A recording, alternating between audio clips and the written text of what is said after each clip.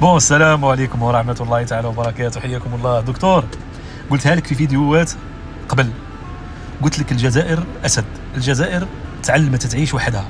الأسد يمشي وحده، الضبوعة يمشيوا جروب مع بعضهم، صح ولا لا؟ هكاك الجزائر تمشي وحدها.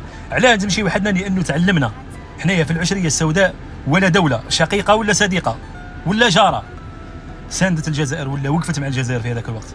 فلهذا احنا تعلمنا هذا الأمر، تعلمنا الامر. الضربه تاع مالي برك، هذه الضربه تاع مالي.